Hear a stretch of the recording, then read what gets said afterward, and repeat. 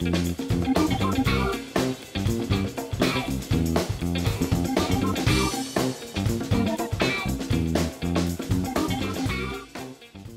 formation elle était spécifique sur le risque lié à l'utilisation des sources d'énergie au bloc opératoire.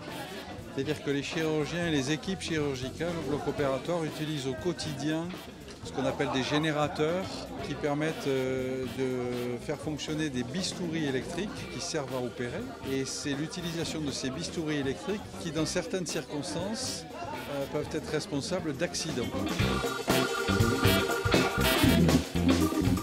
Avant de lancer cette formation, on s'est aperçu que les accidents étaient beaucoup plus fréquents que ce que l'on ne pensait. Et puis surtout, on s'est aperçu que l'ensemble des membres de l'équipe du bloc opératoire n'avaient pas de formation spécifique ou de connaissances spécifiques à l'utilisation de ces sources d'énergie.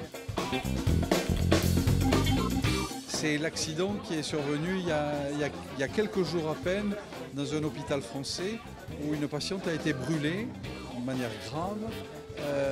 Et vraisemblablement cette brûlure est liée à l'inflammation des solutions alcooliques qui servent à préparer le champ opératoire.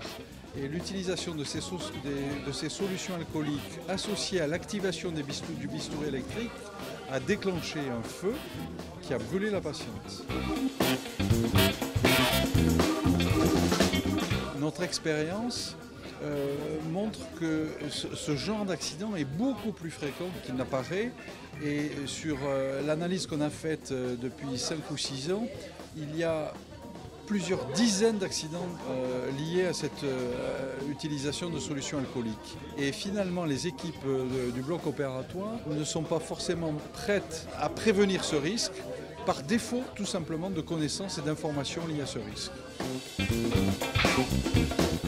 Le fait d'avoir des ateliers très précis, ça a été une mise en application directe des topos qui ont été faits et en fait ça nous a permis de voir directement avec les électrodes et tout ça ce qui se passait directement en vrai et non, c'était très pratique, très instructif en fait. Je pense qu'on en retient beaucoup plus que des formations très théoriques sans cas pratique. Donc vraiment super. C'est un lieu qui est un petit peu inhabituel dans un camion comme ça, planté devant la clinique, c'est-à-dire que c'est la formation qui vient à nous et pas nous qui allons à la formation. La deuxième chose qui est intéressante, c'est que nos équipes ont été conviées. Ça leur permet aussi de mieux comprendre l'utilisation de l'énergie qu'on utilise au bloc tous les jours et donc peut-être de faire en sorte qu'il y ait moins d'accidents.